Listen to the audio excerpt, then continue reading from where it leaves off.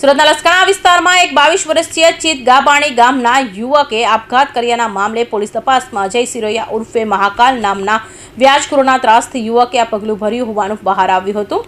ત્યારે હાલ આરોપી અજય સિરોયાના ગેરકાયદેસર દબાણ દૂર કરી બુલડોઝરો ફેરવવામાં આવ્યું હતું। ચુસ્ત પોલીસ બંદોબસ્ત સાથે આરોપી અજય સિરોયાને પતરાના શેડમાં ઊભી કરેલી દુકાન તોડી પાડવામાં આવી હતી।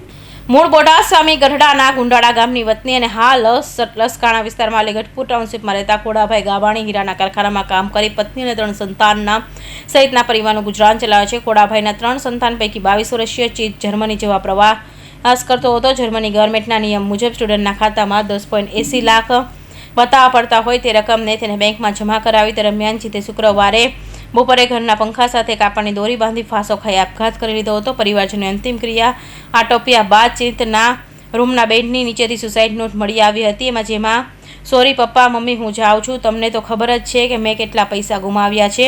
જર્મની માટે જે પૈસા બ્લોક કરાવ્યા હતા તે હું હારી ગયો હતો। જે પૈસા ગત વર્ષે ઓગસ્ટ સપ્ટેમ્બર માસમાં જ મેં ગુમાવી દીધા હતા। ડુપ્લિકેટ લેટર બનાવી વિઝા એપ્લાય કર્યા તો વિચાર્યું કે વિઝા આવી જશે અને ત્યાં જઈને બધાને હકીકત કહી દઈશ, પણ વિઝા મળ્યા નહીં।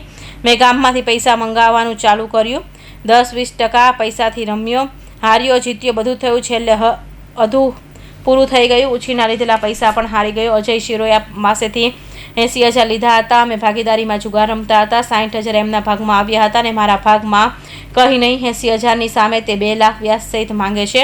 મેં ટોટલ 10 લાખનું દેવું કરી નાખ્યું છે। આંકડો આગળ નહીં જાય તે માટે આ પગલું ભરું છું। બની શકે તો અજય સિરોયાને સજા અપાવજો। માફીને લાયક હું છું જ નહીં, પણ બની શકે તો મને માફ કરી દેજો। પરિવારે સુસાઇડ નોટ લસકાણા પોલીસને આપી હતી। લસકાણા પોલીસે અજય રમેશ સિરોયા ઉર્ફે મહાકાલ ઉંમર 31 રહે મહાલક્ષ્મી સોસાયટી યોગી ચોક સરથાણા મૂળ મોટા લીલિયા અમરેલી સામે આપઘાતની દુષ્પ્રેરણા અને ગુનો નોંધી ધરપકડ કરી હતી। અજય સિરોયા ગુનાહિત અને માનસિકતા ધરાવે છે। તેની સામે સરથાણા અને કાપોદ્રામાં હત્યાની કોશિશ અને મારામારી પ્રોહિબિશન સહિત 4 ગુના નોંધાઈ ચૂક્યા છે।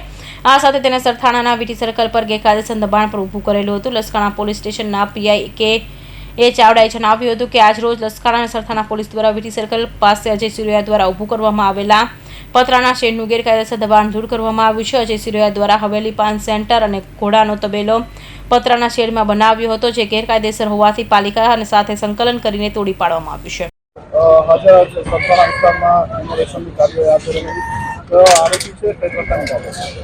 ગઈ તારીખ 17/5/2025ના રોજ સુરત શહેરના લસકાણા પોલીસ સ્ટેશન ખાતે આત્મહત્યાના દુષ્પ્રેરણ અને વ્યાજખોરીનો ગુનો નોંધાયો હતો।